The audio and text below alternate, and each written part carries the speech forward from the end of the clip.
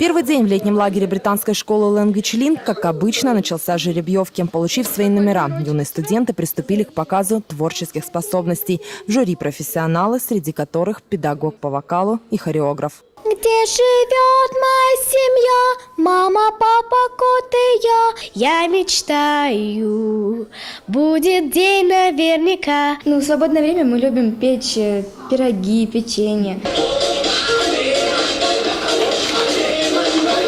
My name is Maria. I am 10. Тут до края света 5 минут пешком, а мы-то летаем. Я бы хотела время нарисовать. Ах, я играю на гармошке. Шоу талантов – это тема летнего языкового лагеря. В течение 2 недель, столько длится одна смена, дети будут готовить свои персональные интересные творческие номера. Выступать придется на большой сцене. Финалом шоу станет гала-концерт.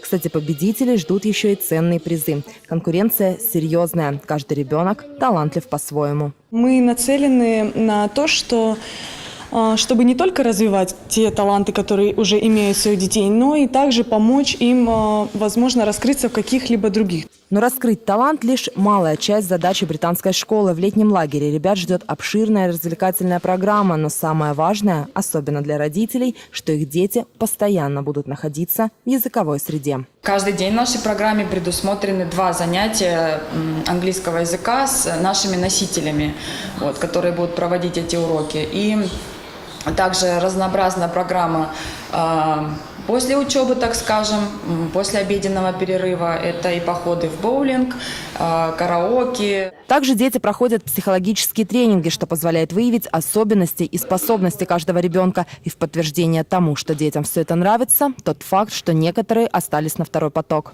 Я пришла во 2-й раз в этот лагерь, потому что мне понравилось занятие английским, то, что мы занимаемся разными занятиями. Мы рисуем, делаем разные поделки, оригами, мы занимаемся разными танцами, учим песни.